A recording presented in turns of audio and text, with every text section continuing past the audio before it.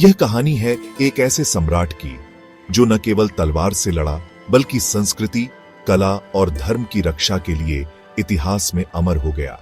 कश्मीर की पावन भूमि पर जन्मा राजा ललितादित्य मुक्तापीड़ भारत के इतिहास का वो सूर्य जिसकी रोशनी दूर दराज के देशों तक पहुंची। सन 724 ईस्वी जब भारत के उत्तर पश्चिम में अरब सेनाएं बढ़ती चली आ रही थीं, तब कश्मीर की वादियों में एक योद्धा खड़ा हुआ। उसने सिर्फ अपनी धरती की रक्षा नहीं की, बल्कि अरब आक्रमणकारियों को पीछे धकेलकर एक स्पष्ट संदेश दिया। यह भारत है, झुकता नहीं, डटकर लड़ता है। ललितादित्य केवल एक रक्षक नहीं था, वो विजेता भी था।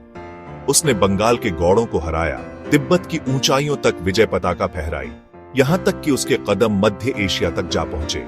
कुछ कहते हैं कि वो कास्पियन सागर तक गया था। एक भारतीय सम्राट जो हिमालय पार कर विश्व विजय का सपना देखता था।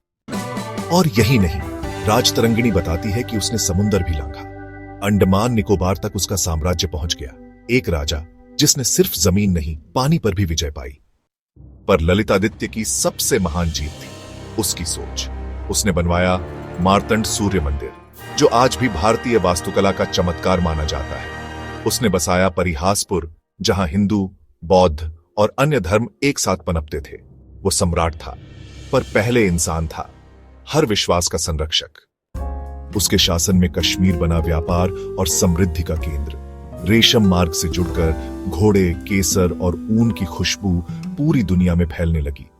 ललितादित्य ने सिर्फ युद्ध नहीं जीते, उसने दिल जीते। पर हर सूर्य को अस्त होना होता है। 760 ईस्वी के आसपास ललितादित्य इतिहास के पन्नों से ओझल हो गया। उसके बाद साम्राज्य टूटा, परिहासपुर वीरान हुआ, पर उसका नाम अमर हो गया। वो केवल राजा नहीं था, वो था भारत का सूर्य सम्राट ललितादित्य मुक्तापीड़। एक योद्धा, एक निर्माता, एक दूरदर्शी, जिसकी गाथा आज भी हवाओं में गूंजती है।